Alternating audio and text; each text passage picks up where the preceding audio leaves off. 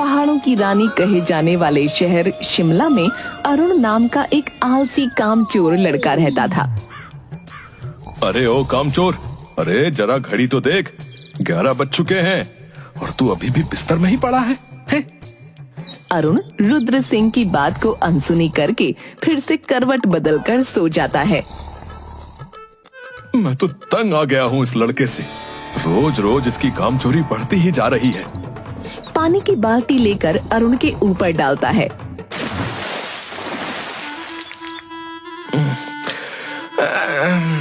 क्या बापू सोने भी नहीं देते?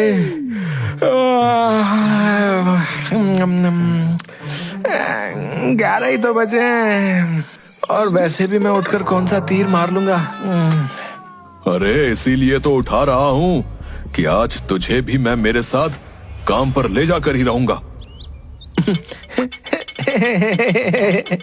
क्या काम?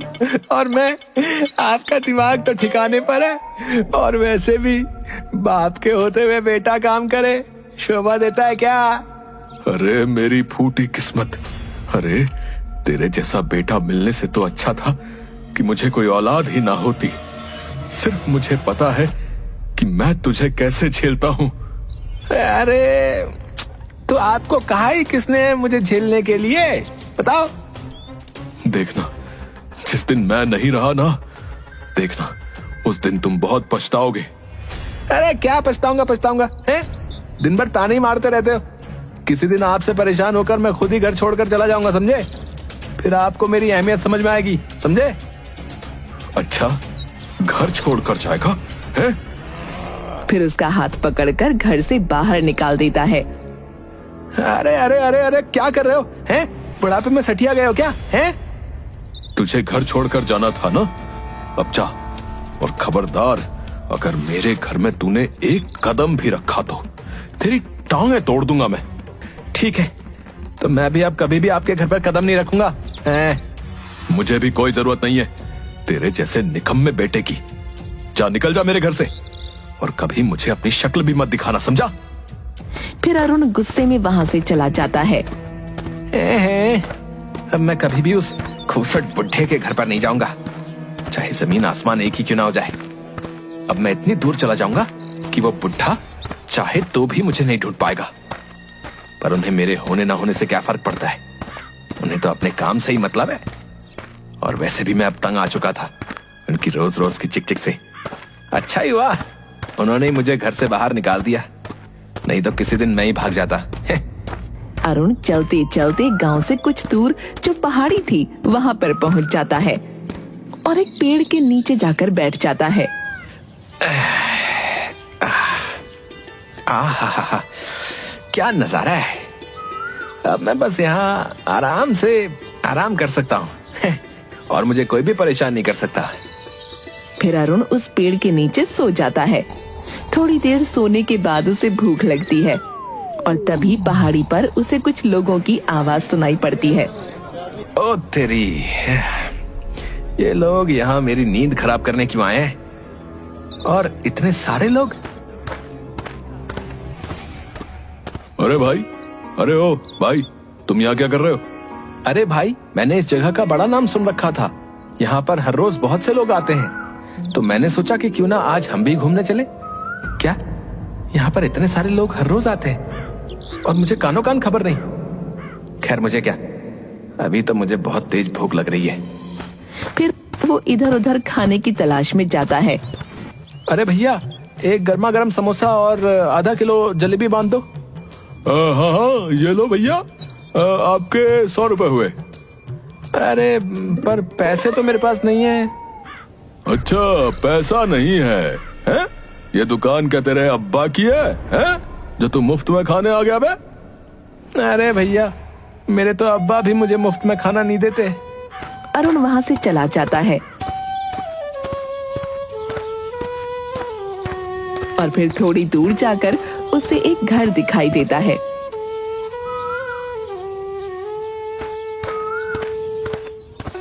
अरे भाई, कुछ खाने को मिलेगा क्या?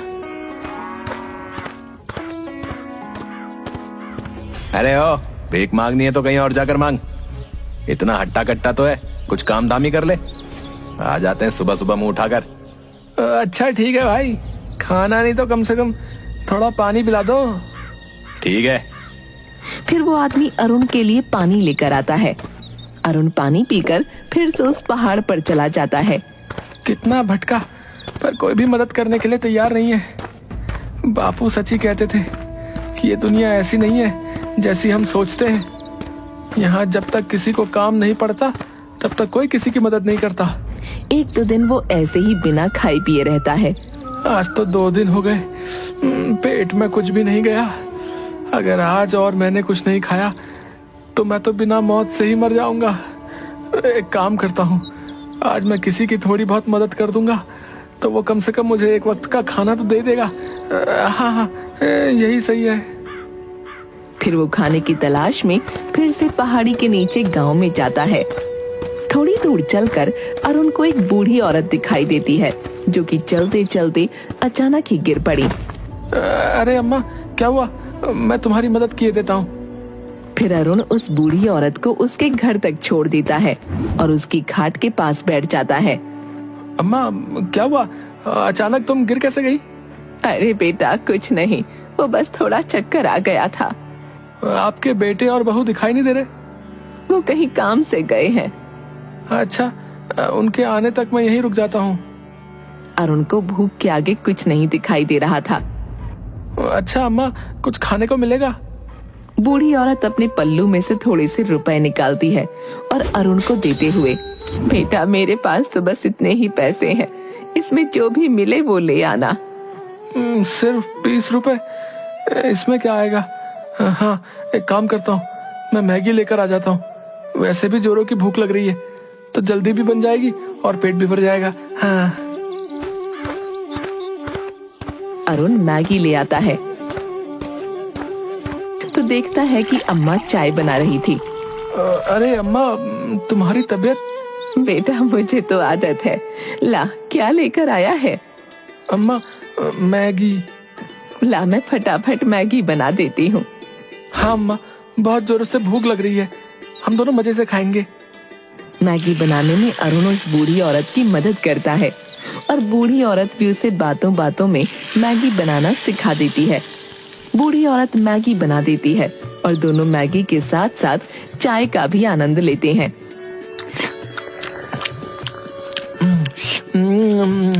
अरे वाह अम्मा, क्या मैगी बनाई है। ऐसी मैगी तो मैंने आज तक नहीं खाई। फिर दोनों मजे से चाय और मैगी खाते हैं। अरुण 1-2 दिन उस औरत के पास रहकर उसकी सेवा करता है। अगले दिन, अच्छा अम्मा, अब आप ठीक तो है ना? हाँ हाँ बेटा, अब मैं बिल्कुल ठीक हूँ। अच्छा तो अम्मा, अब मैं चलता हूँ। रुक जा बेटा, जाने से पहले मैं तुझे कुछ देना चाहती हूँ। क्या अम्मा? औरत उसके संदूक में से एक डिब्बा निकालती है। ये ले बेटा, इसमें एक खास तरह का जादू मसाला है। इसे बस चुटकी भर किसी भी व्यंजन में डालेंगे तो उसका स्वाद 4 गुना बढ़ जाएगा। अच्छा ठीक है अम्मा, अपना ध्यान रखना, अब मैं चलता हूँ। अरुण फिर से उस पहाड़ी पर चला जाता है।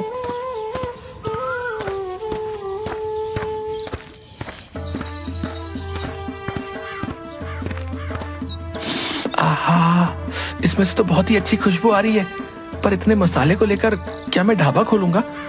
हाँ, ये तो बहुत ही अच्छा आइडिया है, पर ढाबा किस चीज का खोलूं? वैसे भी मुझे तो कुछ बनाना ही नहीं आता। अरे हाँ, अम्मा ने मुझे मैगी बनानी सिखाई तो थी, और वैसे भी उसमें ज्यादा मेहनत भी नहीं होती, और यहाँ आसपास कोई मैगी की दुकान भी नहीं है। हाँ हाँ।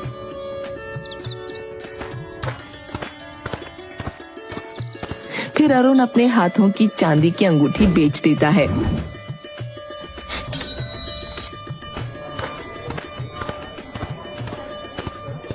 और आसपास से कुछ लकड़ियां और टेंट का जुगाड़ करके पहाड़ पर एक चाय और मैगी की दुकान खोल लेता है। अरुण की दुकान पर एक आदमी आता है। अरे भाई, 1 प्लेट चाय मैगी लगा ना? अरे हाँ हाँ, अभी लगाता हूँ।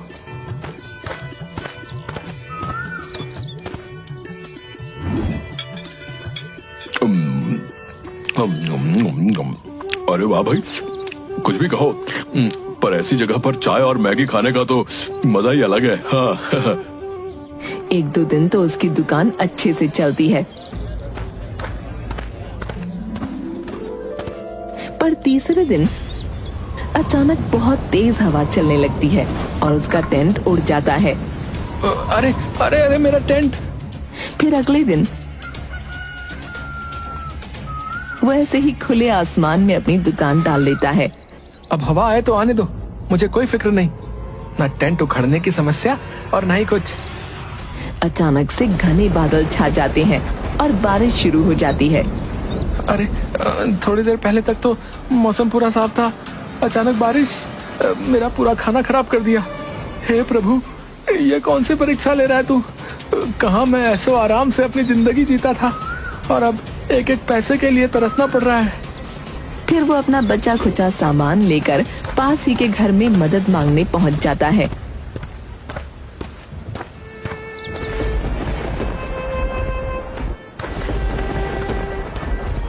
अरे भाई साहब, मुझे बारिश बंद होने तक क्या आप अपने घर में जगह दे सकते हैं? अरे हाँ भाई, क्यों नहीं। अरुण उस आदमी के घर में आ जाता है। अरे भाई, यहाँ एक अम्मा रहती थी, नजर नहीं आ रही, तुम उनके बेटे हो ना? हाँ हाँ भाई, पर तुम उन्हें कैसे पहचानते हो? कुछ दिन पहले उनकी तबीयत खराब हो गई थी, तो मैं एक दो दिन उन्हीं के पास रहा था। अच्छा, तो वो तुम ही थे जिसने मेरी माँ का इतना ध्यान रखा था। गांव वालों ने मुझे बताया तो था। हाँ, कहाँ है अम्मा? मुझे उन्हें कुछ बताना है, और उनकी तबीयत तो ठीक है ना? अम्मा, ओ अम्मा। अब तुम चाहकर भी उन्हें कुछ नहीं बता सकते। कुछ दिन पहले ही उनका देहांत हो गया। क्या देहांत हो गया?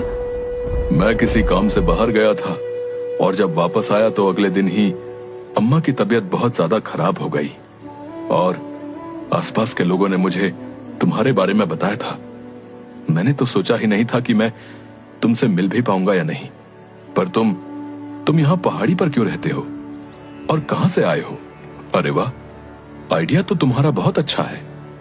वैसे भी यहाँ पर बहुत से लोग आते जाते रहते हैं और आसपास कोई मैगी की दुकान भी नहीं है, तो दुकान तो तुम्हारी बढ़िया चलेगी। तभी उस आदमी की छोटी सी बेटी वहाँ आ जाती है। पापा पापा, मुझे भी मैगी खानी है। अरे बेटा, अब इतनी बारिश में मैं तुम्हारे लिए मैगी कहाँ से लेकर आऊं? अरे भाई साहब, मेरे पास जो है थोड़ी सी मैगी बची है, आप इस बच्ची को वो खिला दीजिए।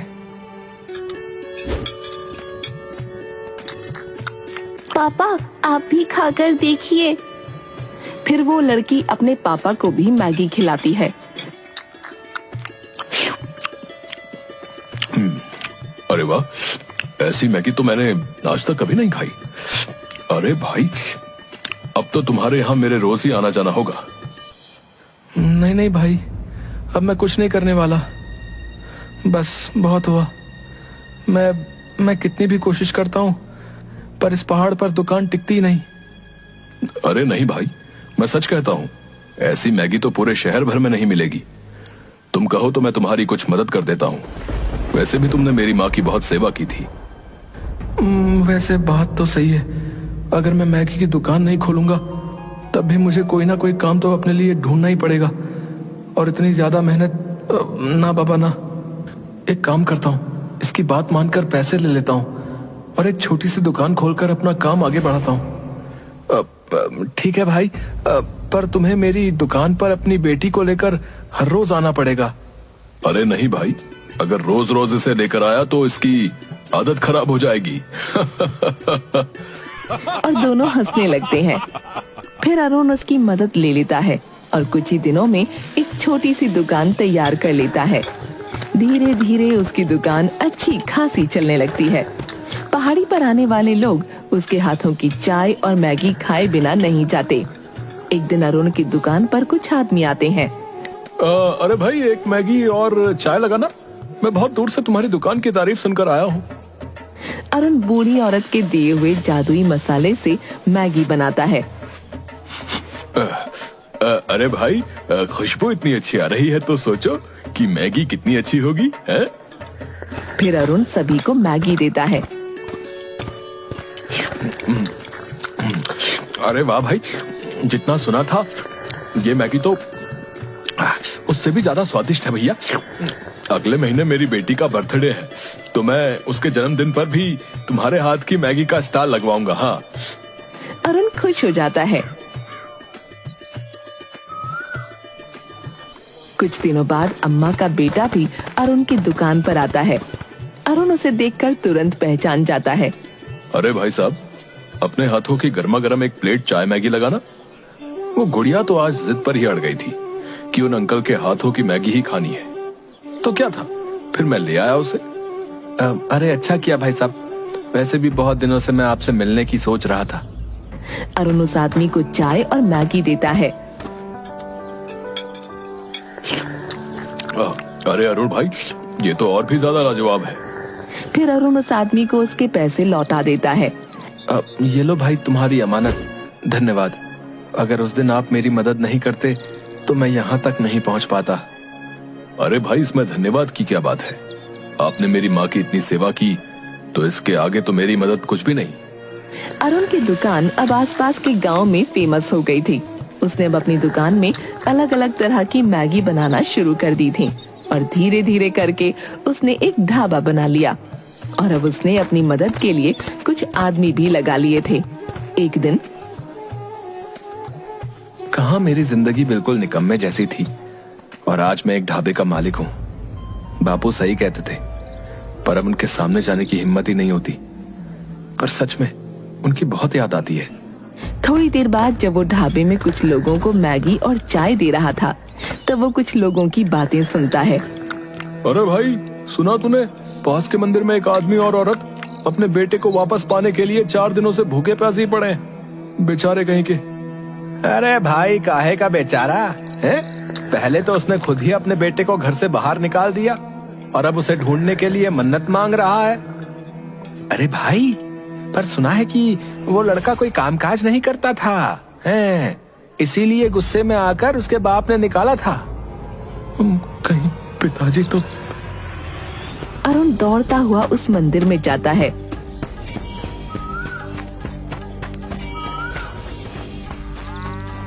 मंदिर में पहुंचकर एक आदमी औरत को देखता है जो कि भूखे प्यासे मंदिर में बैठे थे। अरुण अपने पिता के पास जाकर उन्हें गले से लगा लेता है। रुद्र सिंह और अरुण दोनों की आंखों में आंसू होते हैं।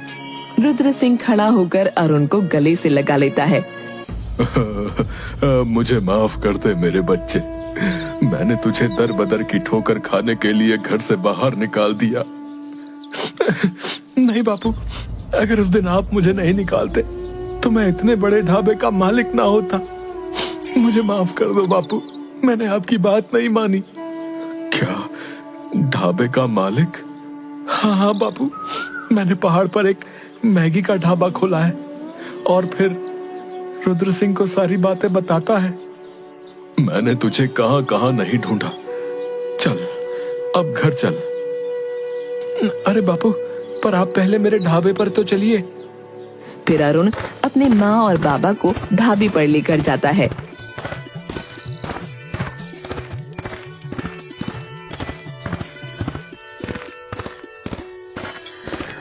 अरे वाह बेटा, इतना बड़ा ढाबा, ये तेरा है क्या? हाँ बापू, हाँ, ये मैंने अपनी मेहनत से खड़ा किया है। मुझे हर पल आपकी बहुत याद आई। फिर रुद्र सिंह अरुण को गले से लगा लेता है। मुझे तुझ पर गर्व है मेरे बच्चे। अब चल, घर चल। तेरे बिना घर जैसे काटने को दौड़ता है। हाँ, देख कितना दुबला हो गया है।